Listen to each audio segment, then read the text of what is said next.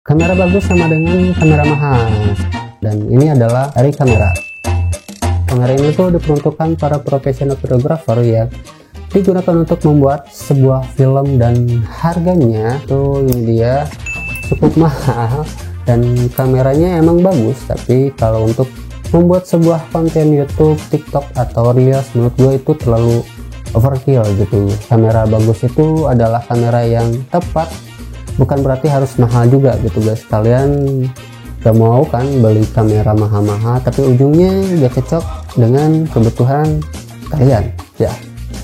Oke guys, welcome back to my channel di Alan97. Jadi hari ini gue ingin memberikan rekomendasi kamera konten kreator bagi pemula atau yang ingin terjun ke dunia perkontenan gitu. Jadi buat kalian yang baru mampir ke channel ini, di sini gue membahas seputar fotografi dan videografi yang dimana semoga bisa bermanfaat untuk kalian.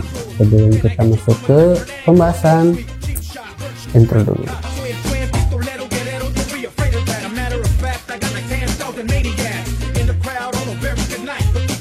Jadi ini cocok untuk kalian yang ingin meningkatkan kualitas gambar kalian sehingga terlihat lebih profesional. Kalian bisa membeli kamera yang tepat dan apa saja faktor yang perlu kalian perhatikan gitu guys. Dan gue akan memberikan beberapa rekomendasi kamera budget yang tidak terlalu menguras kantong kalian dan tentunya cocok untuk kalian pertimbangkan. Ada banyak macam-macam kamera dan masing-masing kamera mempunyai spesifikasi beragam juga guys.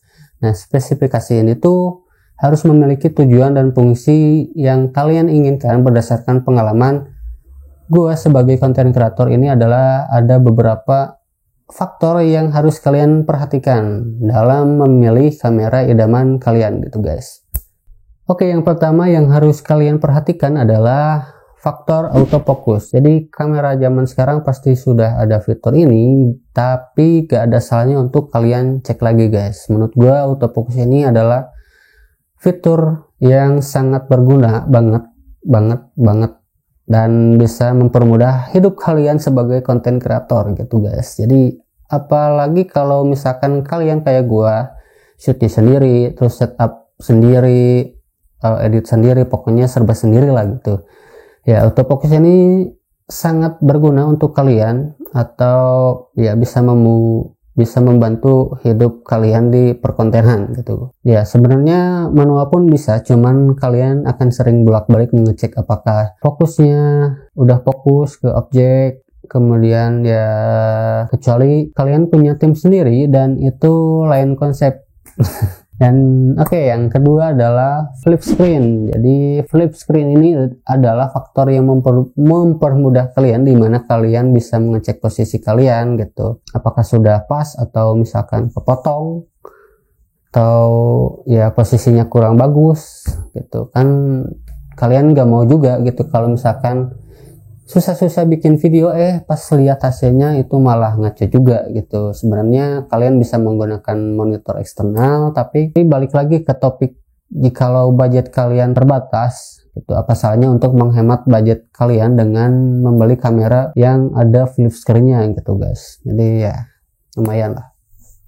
Oke, yang ketiga adalah portability ya. Jadi portability itu bisa menyesuaikan dengan diri kalian gitu, apakah kalian suka kamera yang gede atau yang kecil gitu. Tapi biasanya kamera yang ukurannya lebih kecil bisa menghemat ruang dan beban di dalam tas kalian gitu, apalagi kalau misalkan kalian gunakan kamera ini tuh sebagai alat traveling atau ya vlogging gitu.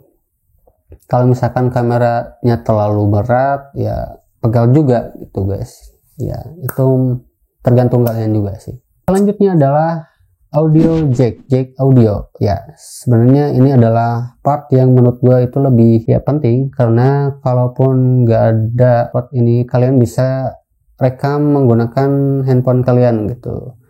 Jadi audio itu sangat krusial sebenarnya ya. Mending videonya jelek tapi audionya bagus, atau videonya bagus atau audionya jelek ya, itu tergantung kalian. Tapi kalau menurut gua videonya kurang bagus tapi audionya bagus gitu. Oke, dari beberapa faktor yang tadi gua sebut, ada beberapa kamera yang gua ingin rekomendasikan ke kalian gitu guys. Di sini ada 3 kamera yang gua pengen rekomendasikan ke kalian. Kamera yang gua nilai itu adalah yang mempunyai autofocus, kemudian flip screen, compact juga, portability ya, kemudian audio jack audio gitu.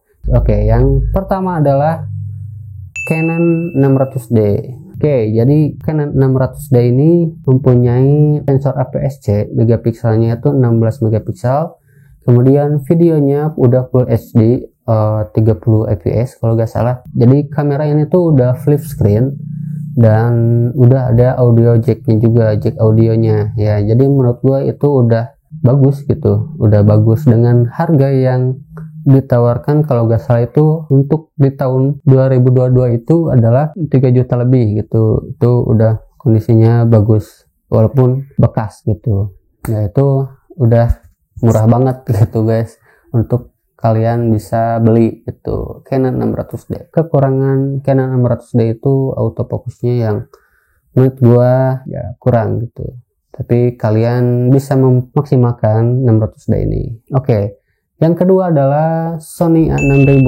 Jadi pengalaman gua menggunakan Sony A6000 ini udah hampir 3 tahunan. Kamera ini tuh bagus sebenarnya, autofocusnya cepat, terus ISO-nya bisa diandalkan. Fitur-fiturnya yang udah lumayan gitu guys. Jadi fitur videonya mentok di Full HD 60 fps, kemudian megapikselnya 24 megapiksel untuk fotonya. Tapi kekurangan Sony A6000 ini adalah sering overheating, kemudian layarnya belum flip screen, terus tidak ada jack audionya. Yang ketiga adalah Lumix G7. Kenapa gua menyarankan Lumix G7? Karena gua di sini upgrade ke Lumix G85, dimana G8 ini tuh perbedaan dengan G7 ini hanya di body dengan IBIS-nya aja gitu. Jadi menurut gua ini hasil G7 kemungkinan tidak jauh beda dengan G85 sebenarnya gitu. Jadi keunggulan G7 ini adalah videonya udah 4K, kemudian Full HD-nya udah 60 fps, megapikselnya udah 16 megapiksel, kemudian flip screen juga, dan yang penting ada audio jack audio ya. Itu dia. Menurut gua itu udah cukup gitu dengan harga tidak jauh beda dengan A6000, sekitaran kalau di 2022 ini sekitaran 5 juta 6 juta kalian udah bisa dapetin A6000 atau G7 tergantung kalian maunya apa gitu. Tapi kekurangan G7 ini adalah dari sensornya micro four third gitu. Tergantung kalian misalkan suka dengan sensor APS-C, micro four third lebih kecil lagi gitu. Tapi untuk hasilnya kalian bisa lihat sendiri ya, kurang lebih seperti inilah. Di G85 dengan G7 tidak terlalu jauh beda gitu guys. Oke guys, nah walaupun kamera yang barusan gue bahas mempunyai kelebihan dan kekurangannya masing-masing gitu, menurut gue tidak ada alasan untuk menghalangi membuat konten dengan alasan kamera yang tidak proper gitu guys. Itu klasik banget gitu. Menurut gue maksimalkan kamera kalian dengan upgrade skill gitu ya. Kamera yang gue sebut barusan adalah kamera budget friendly terbaik menurut versi gue gitu, karena itu yang gue pernah pakai gitu. Apalagi buat kalian yang baru tahu atau ingin terjun ke dunia perkontenan, yang terpenting adalah asah dulu kemampuan kalian sebelum membeli kamera yang lebih mahal lagi guys gitu. Jadi mending kalian bisa invest ke alat lainnya, misalkan lighting atau beli laptop atau rakit PC untuk alat menunjang editing kalian gitu guys ya. Jadi gimana menurut kalian, kamera mana yang cocok dan tepat untuk kebutuhan kalian pribadi gitu guys? Sebut di kolom komentar dan ya, Jangan lupa like, comment, and subscribe channelnya Awen97 supaya bisa memberikan konten yang lebih berkualitas lagi dan lebih sering kontennya gitu guys. Dan ya, semoga bisa bermanfaat. Gue Akbar Wayan Nugraha, see you next time and bye.